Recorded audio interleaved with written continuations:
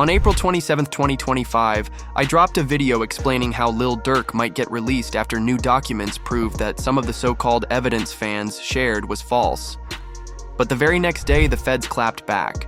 Y'all got on my ass in the comments, so I brought it back for y'all. Matter of fact, we'll do it again.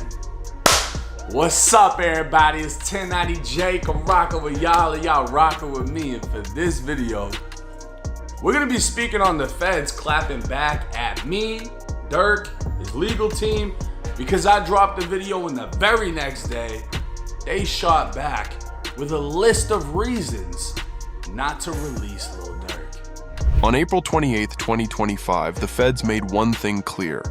They do not want Lil Durk walking free.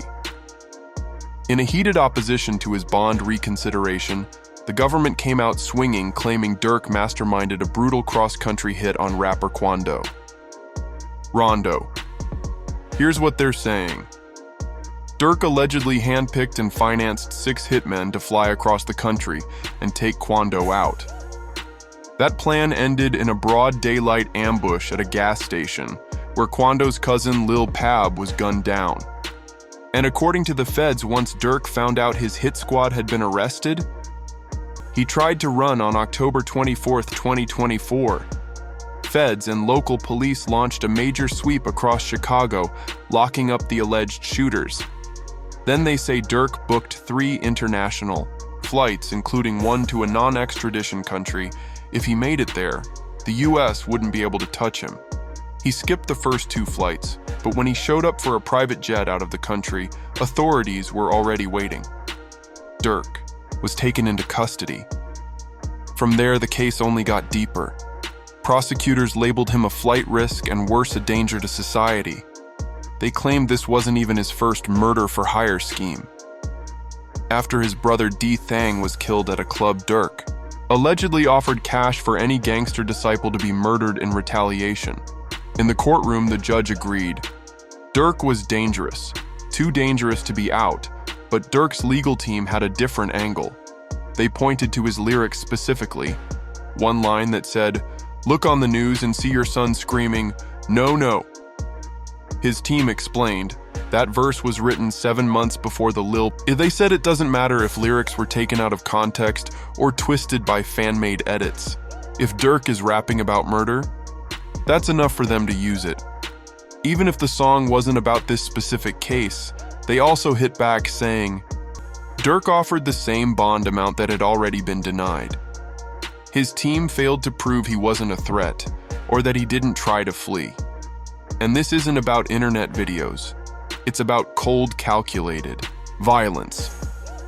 They claim Durk leads a violent organization, funded an execution-style hit with machine guns, then tried to escape justice. He calls himself the Voice, but prosecutors say he used that voice to brag about murders, switches bounty hunters. In Beverly Hills, all lyrics, they argue, mirror real-life crimes. They even quoted his collab with Gucci Mane, Rumors, where Durk says, "I don't want the one you catch, I want the one I paid for." To the feds, that's not just a bar, that's a blueprint. And here's the wild part the feds openly admit. Even if the lyrics aren't literally true, they still matter. Because they believe Durk is dangerous. Then in the same breath, they pull more lyrics to prove their point. They ended their summary with a bold statement.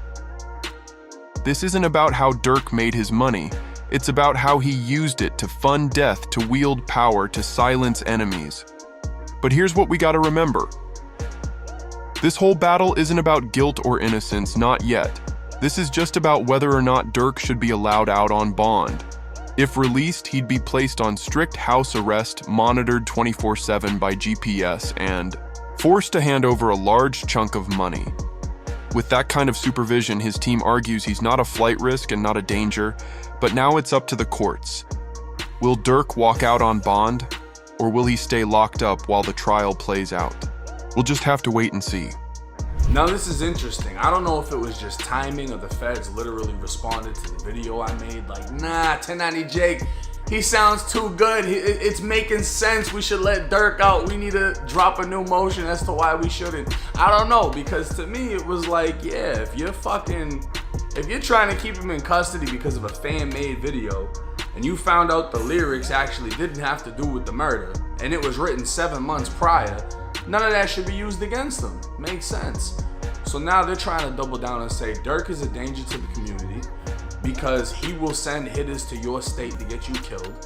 And then not only that, Durk will apparently make songs about it after he gets you killed. And then not only that, when his killers get arrested, he'll jump on a flight and go to a country that he can't legally be brought back from. Well, here's the thing. You locked up the hit squad, so he can't send another hit, right? You're getting a shitload of his money if he gets out on bond, so the money ain't gonna be there. He's under the strictest supervision because it's the fucking feds, and if he's on a GPS, he can't fly anywhere. His passport's not gonna be active. So literally, the danger to the community and the flight risk is gone if he's released. So why not release him? This is where the feds fucked up, in my opinion, right? They're saying that even if the lyrics were written 7 months prior, it still relates to murder, and it could be another murder, and we think Durk sent all these murders, right? The lyrics don't matter, they don't matter. So why are you trying to go dig up a song with Gucci Mane as another example of, look, he's talking about paying for a murder? It's all fucking hypothetical, right? If you break down the lyrics from the other song, you looking on the news and see your son, you screaming no. That sounds like a mom looking on the news and seeing her son and screaming no. You know what I mean? Like, this is normal drill shit. This is shit that's talked about in drill music. Death, make your mama cry, whatever. No one could have predicted Quando Rondo's reaction to seeing somebody die.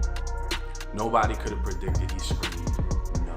So the fact that the feds are desperately trying to find any lyrics they can that fit the narrative, and then when it's proven that it has nothing to do with it, say that, well, these lyrics don't matter because we have these lyrics. Again, it's becoming using lyrics against the rapper. Hopefully 99% of what's talked about in drill music is hypothetical, and then you got the crash outs that actually talk about real shit, right? I don't think that every single thing Durk has talked about or rapped about is factual, right? Because if we look at every single song and every time he mentions something and you count that into bodies, what, Durk eliminated fucking 200 people in the last 10 years through his music? Like, we're not gonna go for that, bro. I don't think a jury's gonna go for that. I don't think that's gonna work. At the end of the day, Durk has a wild case. When the federal government says you sent a hit squad to execute someone in broad daylight with machine guns, and then you tried to flee the country, that's big. Nobody wants that case. Nobody's gonna feel confident in that case. That's some wild Al Capone type fucking Scarface shit right there, right? That's fucked. But again, everything we spoke on in this video isn't about beating the case, it's about being released on bond. So let me know y'all's thoughts in the comment section. You've heard his defense. You've heard what the feds are saying. Do y'all think he will get bond? On what grounds do you think he should be kept? On what grounds do you think he should be released? Hit that comment section. It's 1090 Jake. I'm rocking with y'all, or y'all rocking with me.